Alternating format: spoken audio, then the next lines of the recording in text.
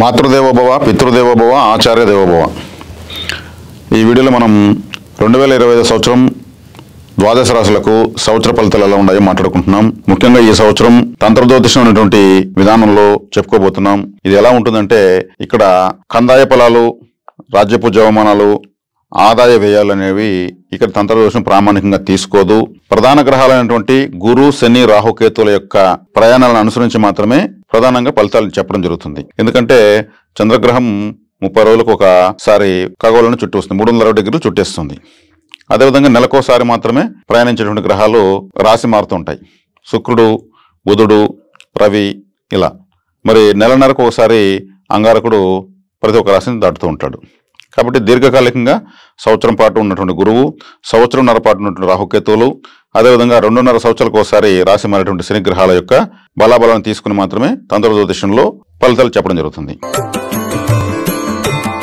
కుంభరాశి వాళ్లకు మార్చి వరకు జన్మంలో శని, మార్చి తర్వాత ద్వితీయ స్థానానికి శని గ్రహం వస్తూ ఉంది.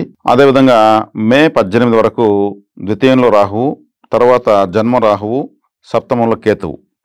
అదేవిధంగా మే 15 వరకు 4వ ఇంట ఉన్నటువంటి గురుగ్రహము ఆ తర్వాత 5వ ఇంటికి వెళుతూ ఉంది. అదేవిధంగా ఆగస్టు వరకు 5, 6 స్థానాల మీదుగా కుజుడి యొక్క వక్రము, స్తంభనము, నీచత్వము తదితర విషయాల్లో 5, 6 స్థానాల మీదుగా ఉంది. కుంభరాశి వాళ్లకు రాశ్యాధిపతి శని జన్మంలో ఉండడము, తర్వాత కూడా ద్వితీయంలోకి వచ్చి ఏలినాటి శని ఇంకా పూర్తి కాకపోవడము, ద్వితీయంలో ఉన్న రాహు జన్మంలోకి రావడము, 6వ ఇంట ఉన్నటువంటి కేతు 7వ ఇంటికి రావడము, 4వ ఇంట ఉన్న గురు 5వ ఇంటికి రావడము. అంటే శుభగ్రహాలు, అశుభగ్రహాలు అన్నీ కూడా ఆశించిన స్థాయిలో శుభ ఫలితాలను ఇవ్వడం లేదు. కాబట్టి ఈ కుంభరాశి వాళ్ళు చక్కగా భైరవారాధన ఎక్కువ చేయాలి. కాలభైరవాష్టకం అనేది వీళ్ళకు నోటికి గడగడ వచ్చేయాలి. ఏలినాటి శని తడబాటు ఎక్కువ ఉంది. వీళ్ళు సహజసిద్ధంగా ఎవరికి పెద్దగా ఏ విషయాలు చెప్పరు, తనలోనే దాచుకుంటారు. వీళ్ళు చెప్పాలనుకుంటే చెప్తారు. ఇప్పుడు పంచమంలో గురుబలం వచ్చింది. గురుబలము ఈ రాశికి గురువు మంచివాడు కాదు. 5వ ఇంట గురువు వచ్చినా కానీ తన బలం పొంది రాశిని చూస్తున్నాడు. రాశిని చూడడం వల్ల మీకు ఉన్నటువంటి ఏలినాటి శని యొక్క తాకడను ఎదుర్కొనే శక్తి పెరుగుతుంది. డబ్బులైతే పెద్దగా రాదు. కుటుంబ స్థానంలో శని ఉన్నాడు, ఆ స్థానాధిపతి పంచమంలో ఉన్నాడు. పంచమంలో ఉంటూ లగ్నాన్ని చూస్తాడు, రాశిని చూస్తాడు.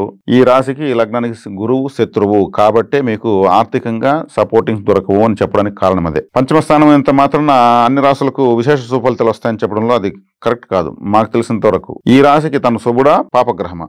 పాపగ్రహం అనేప్పుడు అశుభ ఫలితాన్ని ఇస్తాడు. పాపగ్రహం యొక్క బలాన్ని పొందితే ఎక్కువ పాపాన్ని ఇవ్వడానికి సిద్ధపడతాడు. జన్మలో రాహు ఉంటే ఊహాజంతుని చేస్తాడు. ఊహాజంతుని అంటే ఇలా ఉంటే ఇలా అయితే ఇలా జరిగితే అనేటువంటి కల్పనను థియరీలో ఉండడాన్ని విజువలైజేషన్ చేసుకోవడాన్ని ఎక్కువ ఇస్తాడు. కాబట్టి జన్మరాహువు కూడా అంత గొప్పవాడు కాదు.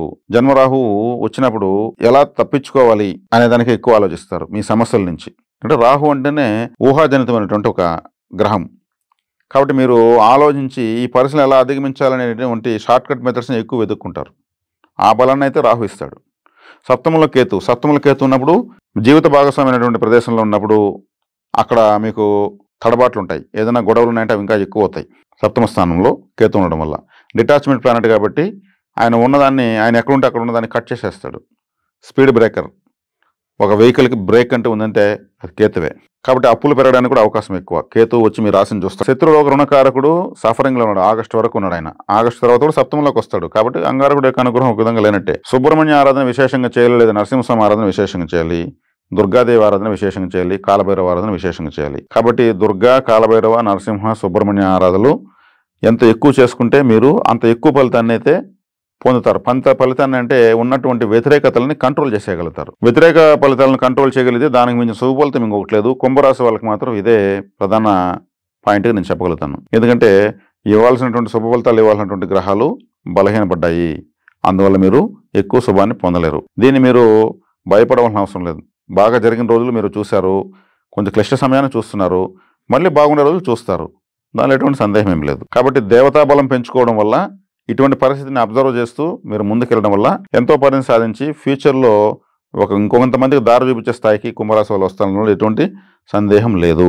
కాబట్టి ఇక్కడ మీకు కావాల్సినట్టు ఒకటి దైవబలం. సుబ్రహ్మణ్య, కాలభైరవ, అదేవిధంగా దుర్గా, అదేవిధంగా మీకు వరాహస్వామి. ఈ ఆరాధన చేసుకోండి చక్కగా చాలు. మీరు భయపడాల్సిన అవసరం లేదు.